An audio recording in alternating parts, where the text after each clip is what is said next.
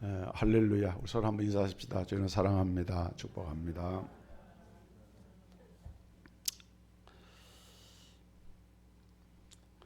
이 코로나 사태로 우리 사회가 너무 힘들고 어려운 때를 지나고 있는데 그런 가운데서도 함께 예배에 동참해 주셔서 감사합니다.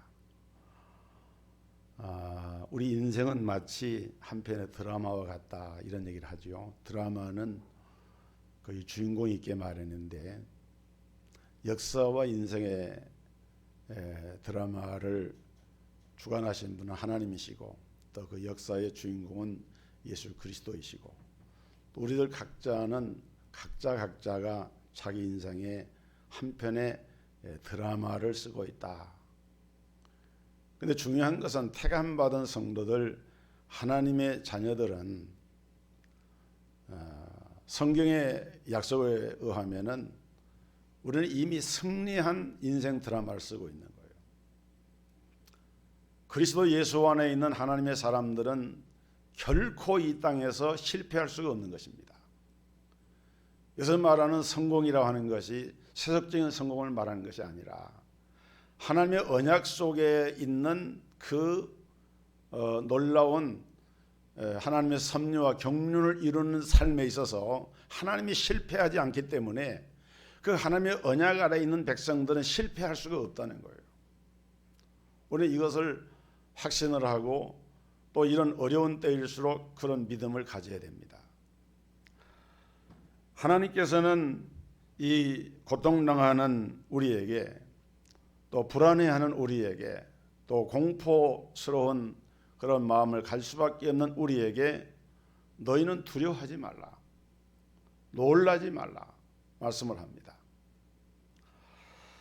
오늘 이 주신 본문 말씀의 배경을 보면은 주전 약 8세기경 이사야 선지자가 예언 활동을 한 기간이 주전 740년부터 680년까지 이사야 선지자는 우시야 왕이 죽던 해에 예언 활동을 해가지고 요담, 아하스, 히스기야 6대 왕에 걸쳐서 60년 동안 예언 활동을 했어요. 그런데 이 시기는 역사적으로 보면은 이스라엘 역사 가운데 가장 번영한 시기가 다윗 왕과 솔로몬 왕 때라고 하는데 제2의 이스라엘의 번영기였습니다. 요즘으로 말하면 경제가 번영을 하고 또 그 당시 남한국 유다 같은 경우는 아람 나라의 전쟁에 승리해가지고 조공을 받기도 했습니다. 이스라엘이 다른 나라의 조공을 받고 이렇게 하는 그런 시대였어요. 그러니까 굉장히 역사적으로 보면은 번영한 시기였습니다. 또 이사야가 예언 활동을 시작했던 우시야 왕이 죽던 그 해에 그 당시 북왕국 이스라엘 왕은 여로보암 2세인데 이 여로보암 2세는 북왕국 이스라엘의 첫째 왕이 여로보암이었죠. 근데 그 왕의 이름을 따서 여로보암 2세라고 했고 강력한 통치력으로 북왕국을 다스리는 왕입니다. 그리고 심지어는 그 당시 신흥 제국으로 부상하던 아수르에 대해서도 아수르가 이렇게 자기들에게 조공을 요구하자 우리는 당신 나라에 조공 바칠 이유가 없다. 그리고 이제 강력하게 대항을 하면서 그 어떤 나라의 주권을 지키려고 하면서 그만큼 힘이 있었다는 것이죠. 그런 시대였습니다. 이렇게 외형적으로 볼 때는 힘이 있고 강해 보였지만은 그러나 내면에 들어가 보면은 그게 아니었어요.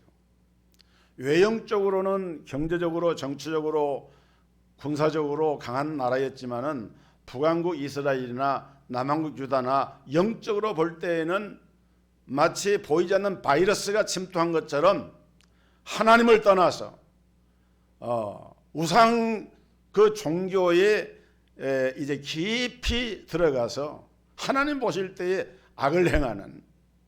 그래서 오죽하면은 우리가 이사야서 1장 10절에 보면은 거기 이사야가 이렇게 말합니다. 너희 소돔의 관원들아 여호와의 말씀을 들을지어다.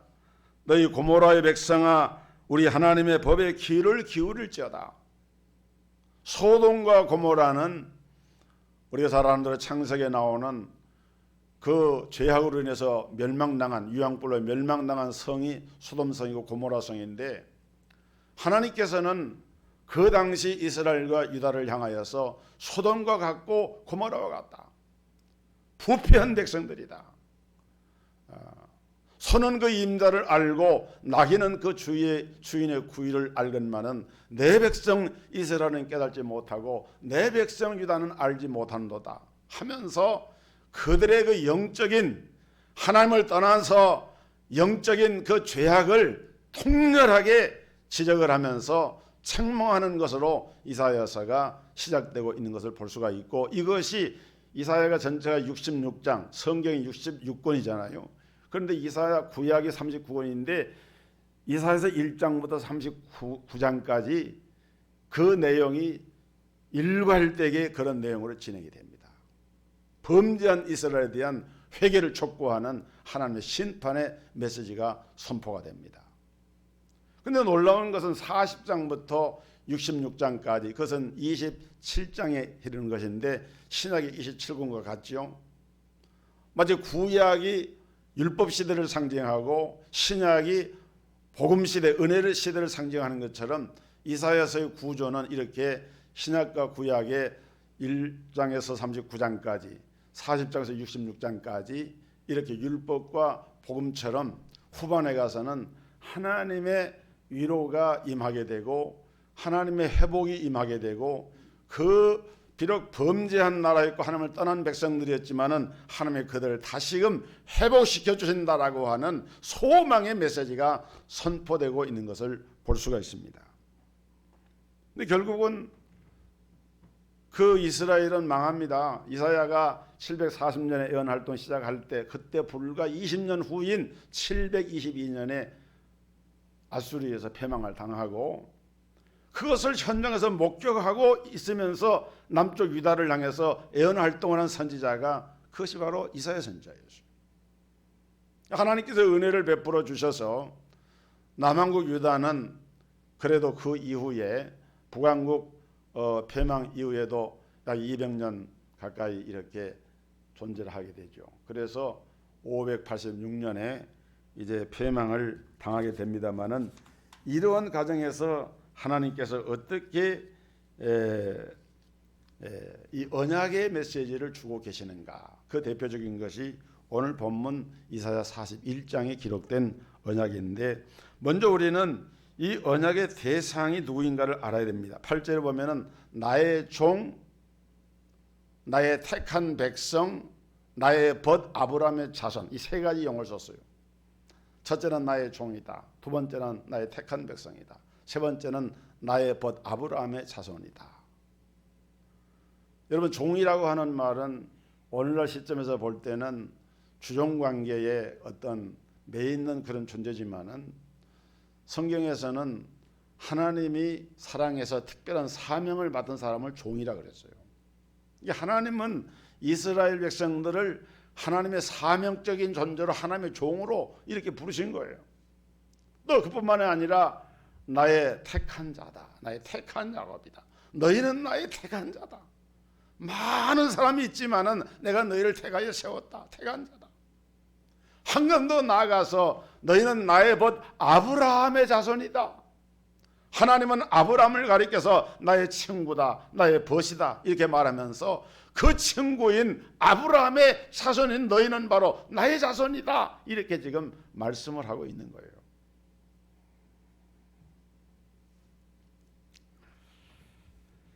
내가 땅 끝에서부터 너를 붙들며 땅 모퉁이에서부터 너를 부르고 내게 이르기를 너는 나의 종이라, 내가 너를 택하고 실어 버리지 아니하였다 하였노라.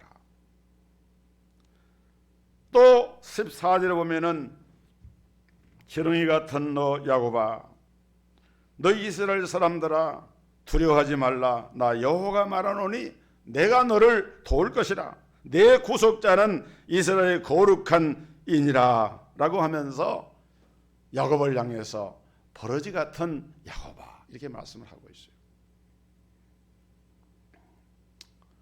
우리 지성이 기도하시면서도 참 공감을 했습니다마는 이번에 바이러스 이 사태를 보면서 이런 바이러스가 크기가 아주 작은 생명체입니다. 이 바이러스를 바이러스라고 하는 말은 고대 라틴어의 이 바이러스라고 하는 말은 이것은 독이라는 뜻입니다. 독. 이 바이러스 균을 발견한 것이 얼마 되질 않아요. 18세기에 와서야 18세기 후반에 와서야 이 바이러스라고 하는 그 존재를 알게 됐어요. 바이러스를 규정하는 단위가 마이크론이라고 하는 단위가 있는데 마이크론은 1000ml분의 1을 마이크론이라고 해요. 그런데 이 바이러스균의 그 크기는 그 1000분의 1도 1000분의 1 마이크론보다 더 적은 0.2에서 0.4 마이크론의 크기를 가지고 있다 그래요. 그러니까 얼마나 작은 하나의 생명체죠. 그 살아있는 것이니까. 근데 이것을 여과기에다가 이렇게 넣으면은 물은 떨어지고 그 여과기에 세균이 걸린답니다. 그래서 그거를 아주 미세한 그 여과기에 이것을 걸러 가지고 이걸 18세기에 이 세균을 이렇게 이런 것이 있다고 하는 걸 알게 된 거예요, 과학자들이. 그러니까 사람 눈에는 안 보이죠.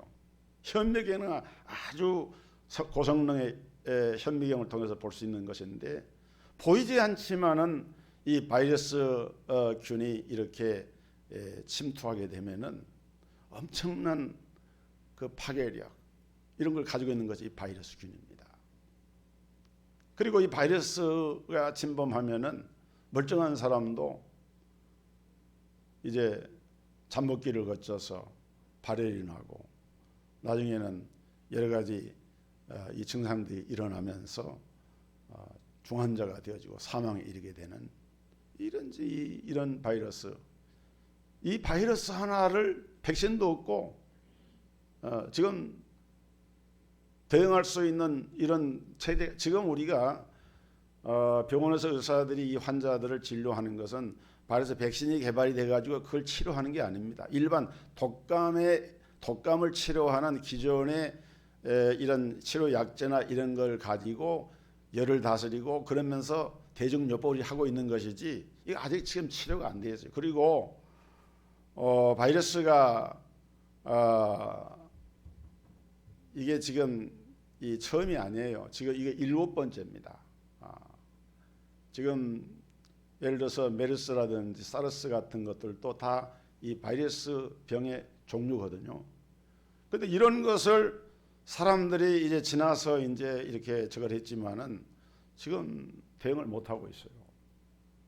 인간의 존재가 뭐 빌딩을 짓고 첨단 과학을 발전시키고 대단한 것 같지만은 지렁이 같은 너 야곱아 하나님 말씀 속에 들어있는 것처럼 우리 인생은 사실 지렁이가 얼마나 미미한 존재입니까?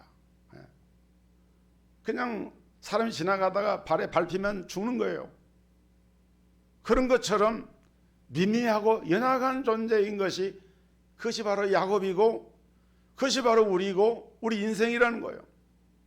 그런데 하나님께서는 이 야곱을 향해서 지렁이 같은 너 야곱아 너 이스라엘 사람들아 두려워하지 말라 내가 너를 도울 것이다 라고 말씀을 하면서 지금 이 메시지를 선포하고 있는 거예요. 여러분 지렁이는 땅에서 살기 때문에 필터가 물을 정화한다고 하면은 지렁이는 흙을 정화하는 필터 같은 역할을 한다 그래요.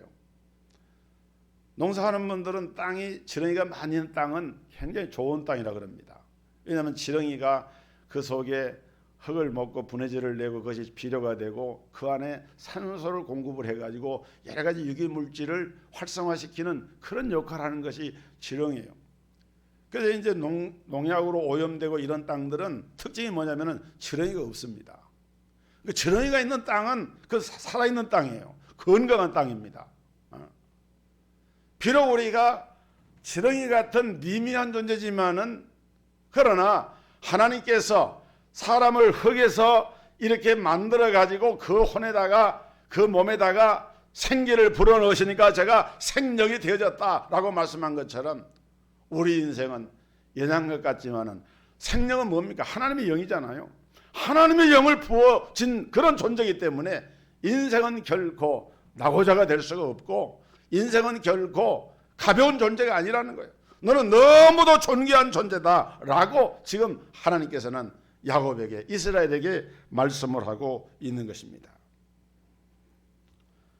이스라엘은 본래 하나님이 택한 선민이었고 기름 부음을 받은 나라였지만은 그런 하나님을 외면하고 우상을 숭배하고 물질 만능에 들어가고 마치 이사야 당시에 남한국이나 북한국이 하나님 떠나서 잘 되는 것처럼 보였지만은 그건 잘 되는 것이 아니었던 것처럼 오늘 우리 시대의 이 상황도 그와 다르지가 않은 거예요.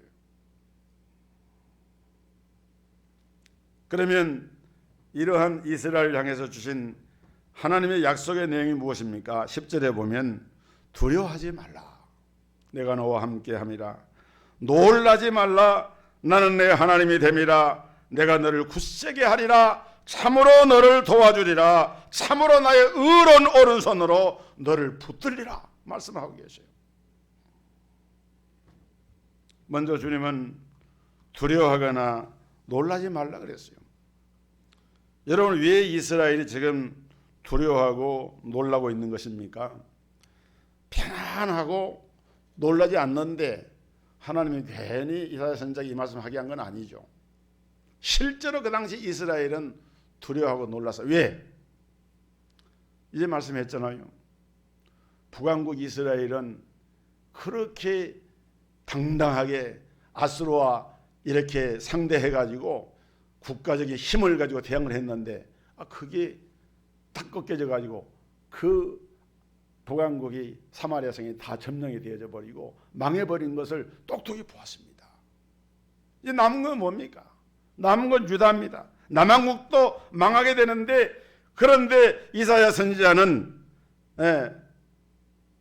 그 아수르에 의해서 남한국 유다를 치려고 하는 이 아수르를 비롯해서 주변의 그 세력들이 지금 막 일어나고 있는 그런 상황에서, 제가 오늘 읽을 말씀은 이사야서 41장 8절서부터 읽었지만 1절서부터 7절 내용을 보면은 주변에 이 강대국들이 일어나 가지고 이스라엘을 공격을 하고 유다에 대해서 위협을 하고 이제 압박을 가하면서 이렇게 하면서 두려움을 지금 주고 있는 거예요. 그런데 하나님은 너희는 그런 두려움 가운데 두려워하지 말라는 거예요. 일본도 두려워할 필요 없고 북한도 두려워할 필요도 없고 러시아도 중국도 두려워할 필요도 없고 너희는 두려워하지 말라, 놀라지 말라라고 하면서 하나님은 오늘 이 시대에 하나님의 말씀을 우리에게 선포하고 있는 거예요. 여러분, 여호수아서 1장에 보면은 하나님은 모세를 대신해서 이스라엘 영도하는 여호수아를 지도자로 삼으시고 여호수아를 향해서 두려워하지 말라고 말씀을 합니다. 9절에 보면은 내가 내게 명령한 것이 아니냐, 강하고 담대하라, 두려워하지 말며 놀라지 말라. 네가 어디로 가든지 내 하나님 나 여호와가 너와 함께 하느니라 라고 하면서 두려워하지 말라 그랬어요. 40년 동안이나 모세의 수종자가 되어가지고, 사실은 북한이기 때문에 모세가 책임을 지는 게 아니잖아요. 모세가 전적인 책임을 지고 영도하는데 여호수아는 그 책임에서 일단 한 걸음 비켜있는 자리에 있다가 이제는 그 모든 책임을 한 몸에 지고 그 일을 감당해야 되는 그런 위치에 서게 될 때, 여러분, 여호수아가 아무리 믿음이 좋은 사람이지만은 왜 두려워할 마음이 없겠습니까? 정말 두려워했겠죠. 근데 그때 하나님은 여호수아에게 놀라지 말아라, 넌 두려워하지 말아라, 내가 너와 함께 해주마. 여러분, 솔로몬도 이런 말씀을 드렸습니다. 역대상 28장 20절에 너는 강하고 담대하게 이 일을 행하라, 두려워하지 말며 놀라지 말라. 왜? 다윗 왕이 어떤 왕이었습니까? 40년 동안 나라를 지키고 세우고 이끌었던 위대한 왕이었어요. 하나님이 함께하는 왕이었어요. 그 다윗 왕이 70세를 이루고 세상을 떠났을 때 이제 솔로몬이 왕이 되는데, 그때 솔로몬의 나이는 약간 20살입니다. 무슨 경험이 있겠어요. 그런데 그 방대한 나라를 다스리는 왕이 되었을 때 솔로몬이 얼마나 두렵겠습니까? 그때 하나님이 솔로몬에게 주신 말씀이 너는 두려워하지 말아라, 놀라지 말아라. 오늘 저는 이 말씀이 우리 성도들에게 여러분의 심령 내면에 들려지기를 주의 이름으로 축복합니다. 두려워하지 말아라, 놀라지 말아라. 신약에 보면은 아기 예수를 잉태한 마리아에게 천사가 나타나서 은혜를 받은 자의 평안할지어다, 주께서 너와 함께 하시도다. 그게 얼마나 놀랬겠어요. 그리고 네가 아들을 낳으리니 이름을 예수라 하라.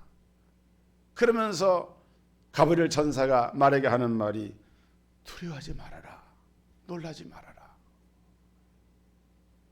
여러분, 지금 코로나19 바이러스로 인해서 우리 국민들이 불안해하고 공포스러운 가운데 있어요.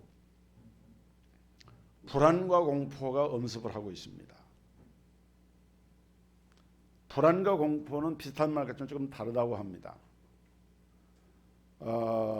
공포는 공포의 대상이 확실히 있을 때 공포감을 느낀다 그래요. 불안이라고 하는 것은 공포의 대상이 확실하게 드러나지 않아도 내 심령의 내면의 기제가 작동을 해가지고 불안해하는 마음이 일어나는 거예요.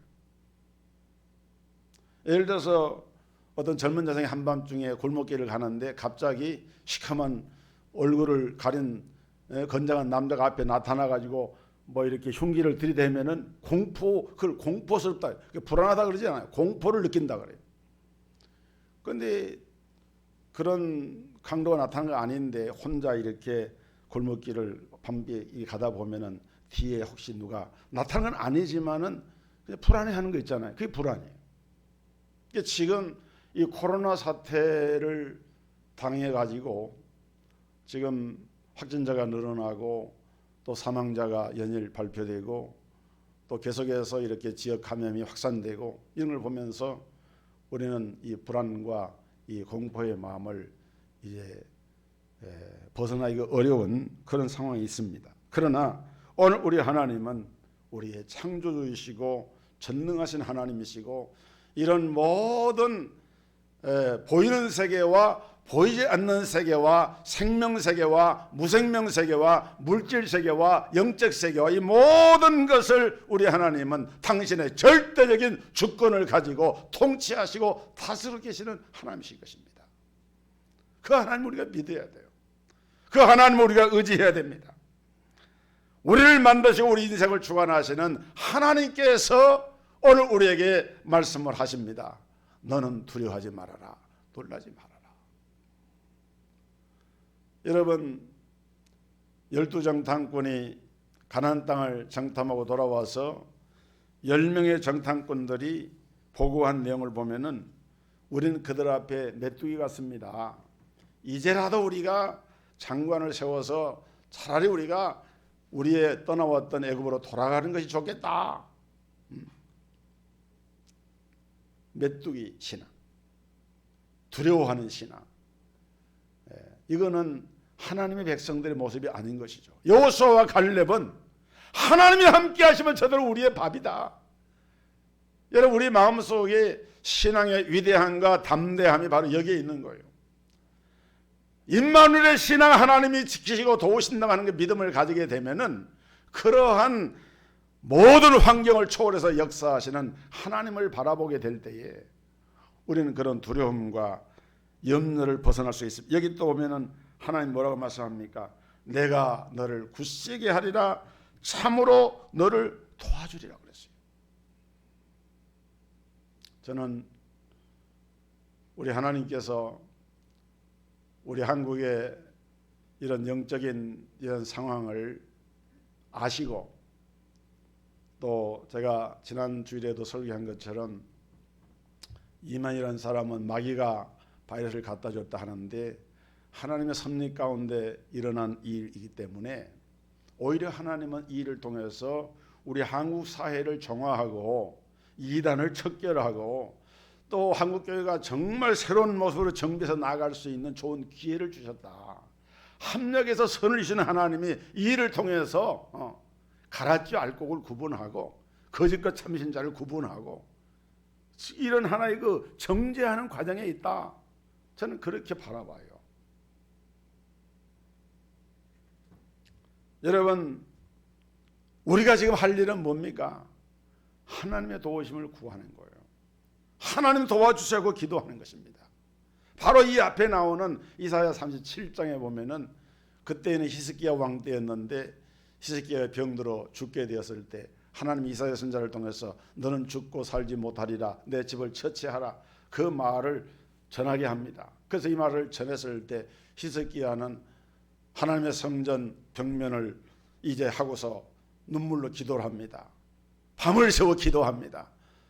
지금을 전폐하는 게 기도를 했습니다. 그때 하나님께서 응답을 합니다. 내가 내 눈물을 보았고 내 기도를 들었노라. 내가 내 생명의 수완을 15년을 더하게 하고 그 증거로 해 1년패 해시계가 그림자가 10도가 뒤로 나가게 할 것이다. 그 히스기야가 죽지 않고 살아서 하나님 일을 감당을 합니다. 여러분, 우리는 참 감사한 것이 하나님이 함께 하시고 우리를 도와주시면은 그런 모든 위기를 극복할 수 있는 그런 은혜가 우리에게 임하는 거예요. 우리나라의 민족의 장래도 하나님이 함께 하시면은 우리는 그걸 이겨낼 수가 있는 거예요. 18만 5천 명의 아수르 군대가 나와서 이제 사네립과 그 랍사게라는 장군을 앞세워 가지고 막 위협을 하고 공격을 할 때, 그때도 히스기야는 그 왕이 보낸 편지를 성전 바닥에다 펼쳐놓고 하나님께 기도를 했습니다. 그런데 하나님께서 역사하셔가지고 하룻밤 사이 18만 5천의 군대를 치니까 나중에 그 사네립 왕이 아수르 하는 그 나라가 결국은 그때 망하게 되거든요. 하나님의 백성을 치다가 돌아가서 성경에 보면은 자기들의 우상신 니스록에 경배하다가 자기 친아들에게 칼을 맞아 죽습니다. 하나님을 모독하고 모욕을 하니까 하나님 그대로 두질 않은 거예요.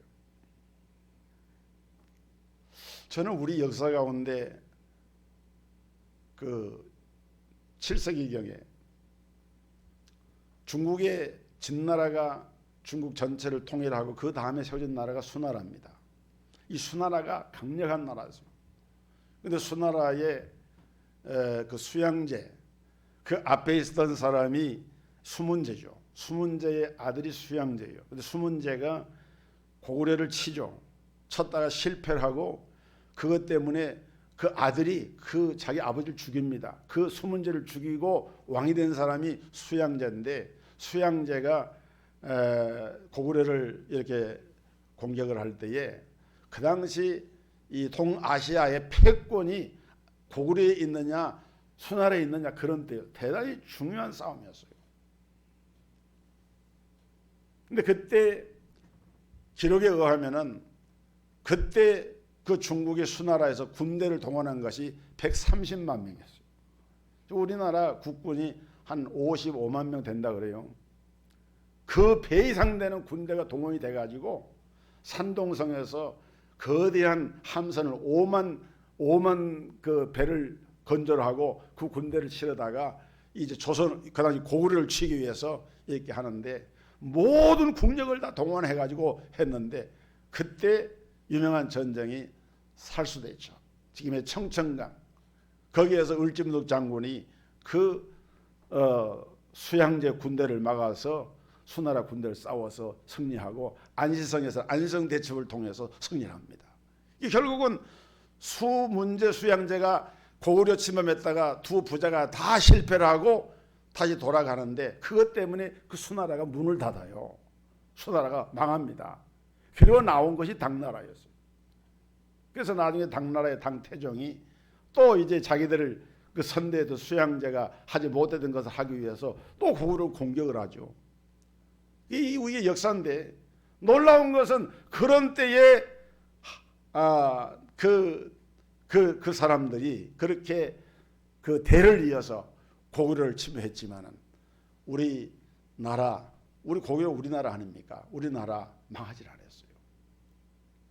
지금 여러분, 세계 석학들이 우리 한국을 아무리 연구를 해도 도대체 이해가 되지 않는 나라가 하나 있는데 그게 대한민국이에요. 왜? 잘 되는 나라 보면 세 가지가 있대요. 하나는 지도자가 아주 특출한 지도자가 있든지, 그 두 번째는 지하 자원이 아주 많든지, 석유가 나든지 뭐 금이 나든지, 그다음 세 번째는 기술력이 뛰어나가지고 세계를 제패할 만한 이런 조건이 갖춰져야 세계를 선도하는 국가가 될 수가 있는데, 우리 대한민국 이 세 가지 아무것도 없어요. 특별한 지도자가 있는 것도 아니고, 지하자원 있는 것도 아니고, 기술력이 이렇게 뛰어난 것도 아니에요. 또 어떤 이는 우리 대한민국에서 살 수 있게 된 것은 교육에 대한 이런 그 열성이 강해가지고 먹고 입고 살지 못해도 자녀를 교육해서 훈련해서 그런 능력이 이렇게 많이 발휘된 것이다, 이렇게 평가하는 분도 있는데, 물론 그런 것도 이유가 있겠죠. 그러나 우리는 그 원인을 어디서 찾느냐? 하나님이 지켜주시고 하나님이 도와주시고 하나님이 함께 해주기 때문이다. 여러분 보세요. 6.25 전쟁 때도 하나님이 도와주셨죠. 지금 우리 세계에서 새벽 예배를 공식화해가지고 드리는 교회가 유일한 나라가 우리 대한민국의 교회예요.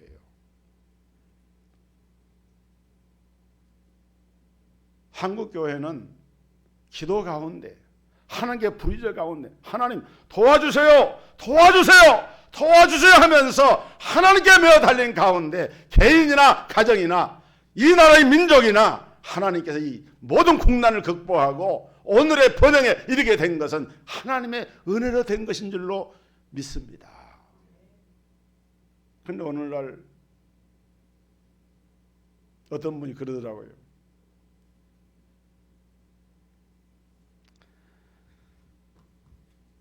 하나님은 절대로 대한민국을 망하도록 그냥 놔두지 않는다. 그 이유가 뭐냐? 만약에 대한민국이 망하면은 하나님이 심심하시기 때문에 그런데요. 그렇게 부르짖어 기도하는 성도들이 있는 한국 교회를 통해서 역사하신 그 하나님이 우리 민족과 우리 한국 교회, 여러분 지금도 이 어려운 때에도 세계적으로 복음 받은 지 135년밖에 되지 않은 나라가 온 세계를 향해서 복음을 들고 나간 나라는 우리 대한민국이 유일합니다. 제가 우리 교단을 들여다보면은 지금 이 바이러스 저거 하는 가운데서도 우리 노회에 있는 목사님들 여권을 신청을 하고 인도로, 파키스탄으로, 벵글라데시로, 필리핀으로 선교를 나가고 있습니다. 그것이 지금 이 정황에서, 이런 환경에서 적절하느냐, 그런 것은 좀 다른 문제고요. 그만큼 선교에 대한 열정을 가지고 일하는 우리 한국 교회입니다. 여러분, 우리나라는 애국가에 하나님이 보호하사 우리나라 만세를 우리가 노래하지 않습니까? 보호한단 말이 뭡니까? 하나님이 보살피고 도와준단 말 아닙니까?